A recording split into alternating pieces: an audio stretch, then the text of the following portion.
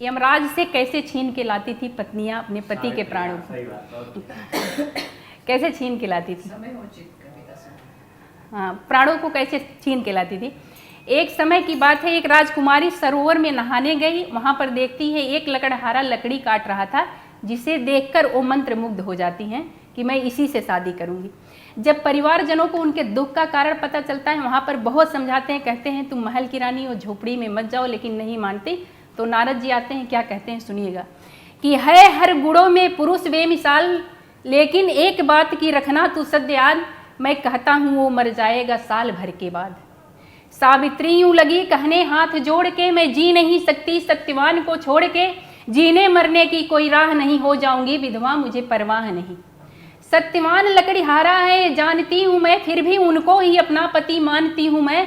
सत्यवान को अच्छी तरह पहचान चुकी हूँ, कसम भगवान की अपना पति मान चुकी हूँ।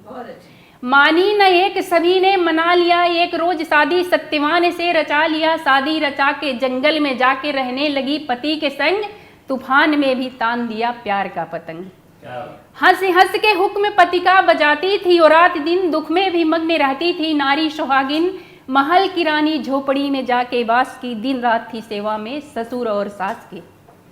लेकिन नारद मुनि की बात उसे नहीं थी भुलानी, दिन जिंदगी की गिनती चली सत्य की रानी। जिस दिन बीता 1 साल सुनिए ध्यान से, सत्यवान जैसे चला जंगल में लकड़ी काटने, हंस के पकड़ के पति का हाथ, आज मैं भी चलूंगी तुम्हारे साथ। पति व पत्नी दोनों पहुंचे जंगल में जाकर, जैसे सत्यवान पेड़ पर चढ़ा गिरा चकराए कर। सावित्री ने लोक उसे अपने आंचल में लिया, हे ईश्वर तूने झटका मुझको कैसा दिया। छीना सिंदूर तूने मेरा, कुछ सोचा विचारा नहीं, बिना पति के मैं रहूंगी कैसे, बिना पति का गुजारा नहीं। सावित्री लगी उनके सर को दबाने, यमराज के बेकार गए सारे बहाने। कुछ देर इंतजार यूं यमराज ने किया, फिर प्राण सत्यवान का मुट्ठी में लिया। प्राण लेके अदमपुर की राह ली, तब दामन पकड़कर सावित्री इस तरह बोली, जाओ मगर इतना दो बताई, कि बिना पति के मैं रहूंगी कैसे। यमराज ने उधर रुक करके मुख नहीं मोड़ा, सावित्री ने भी उनका पीछा नहीं छोड़ा। कुछ दूर यमराज आगे को जाते हैं, सावित्री को पीछे आते देख कर खड़े हो जाते हैं।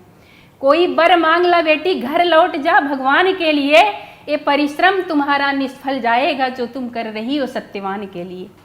सावित्री बोली, वरदान अगर देना है तो दे दीजिए, इकलौती बेटी हूँ अपने बाप की, सौपुत्र मेरे बाप को वरदान दीजिए। वरदान दे के यमराज आगे को जैसे बढ़े, सावित्री को फिर पीछे आते देख कर हो गए खड़े। बोले, कोई दूसरा वर मांग ला घर लौट जा भगवान के लिए, ये परिश्रम तुम्हारा निष्फल बिटिया जो तुम कर रही हो सत्यवान के लिए। सावित्री बोली, अगर मेरे सास ससुर का वापस आ जाता तख्तताज, तो शायद मेरा बन जाता थोड़ा काज। वरदान दे के यमराज आगे को जैसे जाते हैं, सावित्री को फिर पीछे आते देख गुस्से से भर जाते हैं। बोले, तूने अपने मन में ऐसी क्या ठानी है, कहीं नुकसान न पहुंचा दे जो ये तेरी नादानी है। सावित्री बोली, अंतिम वरदान ये पाऊंगी, कसम भगवान की अपने घर को लौट जाऊंगी।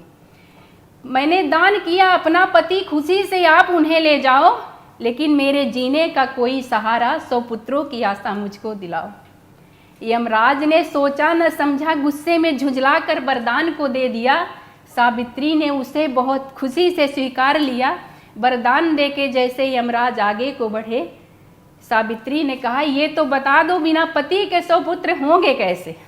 यमराज फंसे ऐसे जाल में कि देना पड़ा प्राण उन्हें अंतकाल में। एक वो भी थी भारत की नारी, जिसने मृत्यु का पलट दिया पासा। पढ़ के कहानी हम याद करते उनकी भावनाओं का झांसा। बहुत बढ़िया, बहुत बढ़िया, बहुत बढ़िया।